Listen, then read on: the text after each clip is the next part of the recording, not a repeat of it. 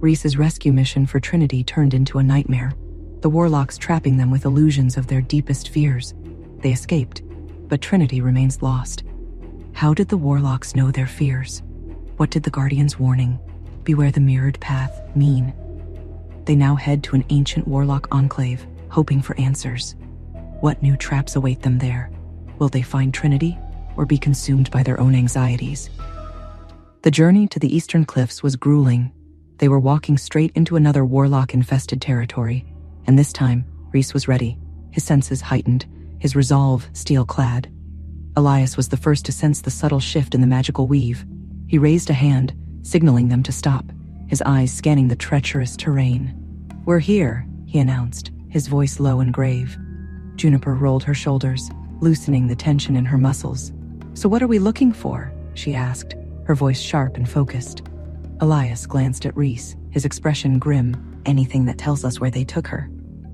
Reece exhaled sharply, the breath catching in his throat. "Then let's get to work," he said, his voice laced with determination. He couldn't afford to hesitate. Trinity's life depended on them.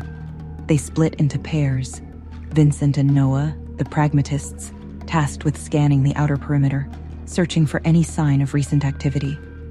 Juniper, Elias, and Reece moved into the heart of the ruins, where the echoes of the past were strongest. Inside, the air was thick with memories, the weight of centuries pressing down on them.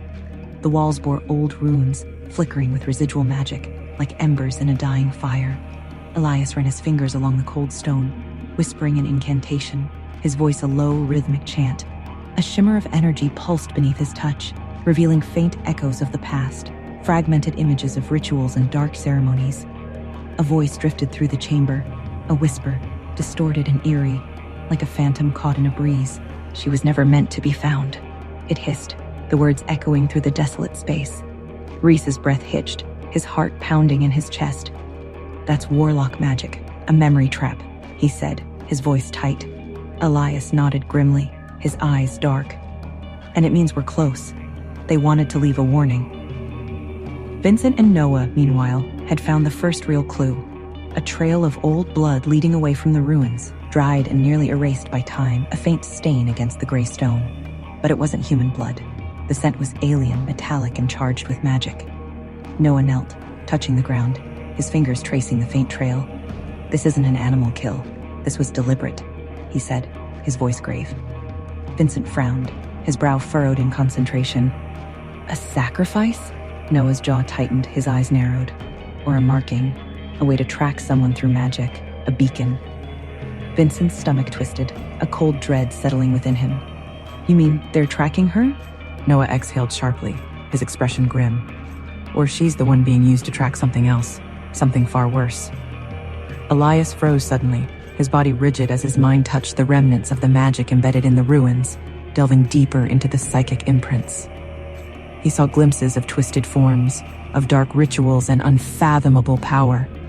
Then his eyes snapped open, horror flashing across his face, his skin pale.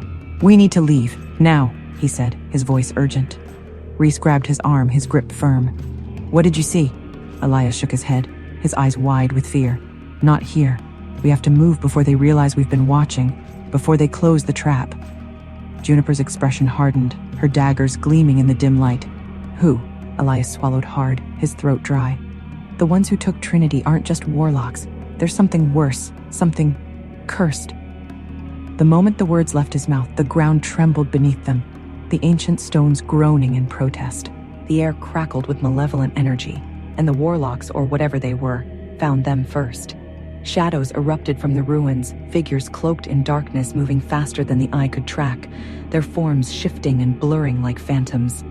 Spells crackled through the air, slamming into stone, sending debris flying in all directions.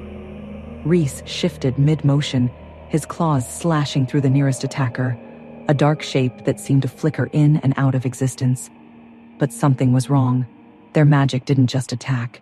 It latched on, draining, pulling, leeching away his strength. Vincent shouted as one of them grabbed his arm, its grip like iron. His body jerked violently, his energy draining away before Reece tore the warlock off him, the creature hissing in frustration. "They're siphoning us," Elias yelled, his voice strained. Don't let them touch you. Juniper cursed, driving her daggers into one's chest, the blades sinking deep. But instead of falling, the warlock only grinned, its eyes glowing with malevolent light, its body absorbing the attack like it had never happened, the wounds closing instantly. Reece's mind raced, adrenaline coursing through his veins. They weren't just fighting warlocks. They were fighting something that couldn't die, something that fed on their magic, their very essence. Who were these dark creatures? Why did they want Trinity? And would anyone get out alive? Hey, I am Trinity. Want to know what happens next? Then click the link in the description below and download the Pocket FM app and listen to the exciting episodes of Chosen by Fate, Rejected by the Alpha.